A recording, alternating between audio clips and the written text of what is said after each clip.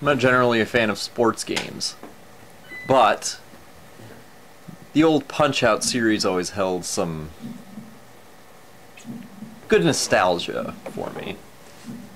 Some of those classic enemies you used to fight. Soda Popinski, King Hippo,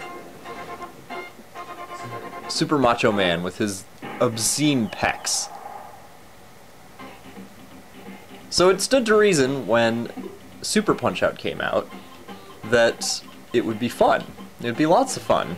The old one was actually a fairly decent boxing game, but very quirky. Very temperamental as well. Well, they decided that a better formula was to amp up the quirk to ridiculous levels and reduce it to a very strange fighting game, because it's really not a boxing game, strictly speaking. There are a few characters in this, including yourself, who are boxers.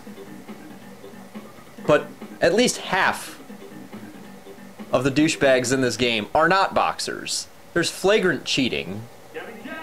In fact, there's a whole lot of flagrant everything. It's almost like Street Fighter from a semi-first-person perspective. I'm surprised there's some asshole in this who doesn't whip out a gun and cap your ass, because that's how ludicrously far from boxing it gets. But it starts out innocent enough. It starts out with this guy. I can't even dignify saying his name. Supposedly he is a student, perhaps the only student I think, of Glass Joe's boxing school. Glass Joe being the first enemy you fight in the original Punch-Out. Well, Gabby J, there, I said his name, is Glass Joe. He's Glass Joe who doesn't go down from one uppercut, so he's pathetically easy. He's also one of the few actual boxers in this game.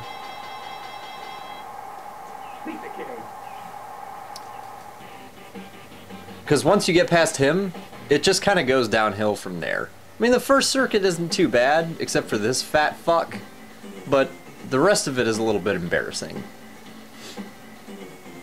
Now, of course, the big, hairy, nasty dude who really has no brain, as I'm sure you can tell, is a Canadian.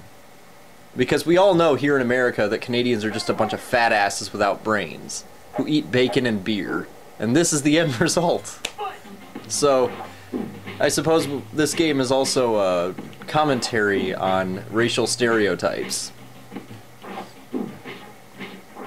I'm probably not going to give you a whole lot of advice because, to be honest, I am not the best player at this game. I used to have a lot better timing. You can stagger guys by hitting them at the right moment, especially when they're winding up for a punch. Which, I'll give this game one thing. The original, every character had two animations. Wind up, and the punch is already out there. There's no in between. So it was a bitch to dodge anything in this, or in that one. In this one, there's a fluid animation to the attacks. Therefore, it's not as bad evading. But they make up for the improved animations by completely screwing over the mechanics. In fact, the best I can compare this game to is if you've ever played NBA Jam, NBA Hang Time. They're basketball games in the sense that you throw a ball into a hoop, but you can beat the shit out of people in that. There are no rules. There's no team, really. There's you and your partner. You kick the hell out of somebody very illegally for the ball, and then do a bunch of fast, fancy stuff. That's basically what this is for boxing. But it sure beats the hell out of Ring King, I'll give it that. At least this game doesn't have very obvious and flagrant fellatio in it. Still, that's only just. It's only just better than Ring King. As amusing as it can be, the novelty wears off fairly fast. Now, this guy replaces Piston Honda. And I'm kind of getting to him late in the match, but oh well. It's not important. Piston Honda was a huge-ass Japanese dude in the first one. He was obscenely large. Not that everybody in the first one was normal by any means, but Piston Honda for a Japanese guy was sick. And he would do some weird combo, the Hurricane Rush or something. Well, in this game, since they figured that hurricanes are Atlantic, they would change Piston Honda out for a Cuban. Because Cubans are in the Atlantic, Caribbean, and thus they deal with hurricanes.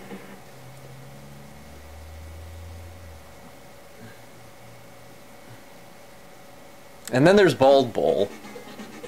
Bald Bull is a staple of the series.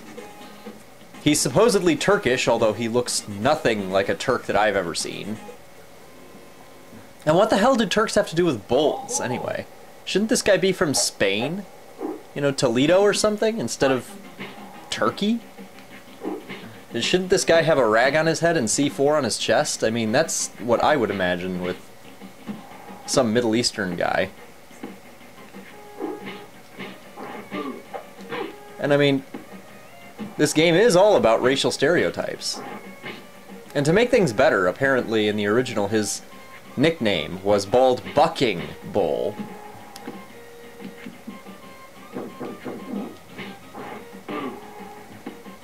And that, of course, makes it sound really good. Now, he's harder to stagger. There you go. You have your important fact for the match. But you can stagger him somehow. I just forgot how. He's a pain in the ass, though. And my timing was so bad that I ate both of those uppercuts. In fact, my timing throughout this is very hit or miss. Sometimes I do a great job, sometimes I fuck up. And certainly against this guy, I did not do a very good job with dodging. And I certainly didn't really have my timing down when he does his bull charge. Which is, of course, an instant knockout. And I can't fault the game for instant knockouts. They had them in the old one. Yeah, Bald Bull's bull charge, of course, did a knockout. And it was much easier to dodge, I might add. Oddly enough. Super Macho Man's spin punch, of course. And then Mike Tyson slash Mr. Dream with his insane uppercut. Ugh. Shameful. Now, another thing I didn't care for about this game, in addition to the Street Fighter-esque style, is the fact that they completely eviscerated the main character. The main character had black hair, he was this short, skinny little dude, which you still are, but the short, skinny dude in this just looks really gay. Not that you looked super manly in the old one, but watch when this guy turns around. That he definitely has an I do not like women at all look on his face. He looks really happy being in the ring with a bunch of men. And not just for the fight.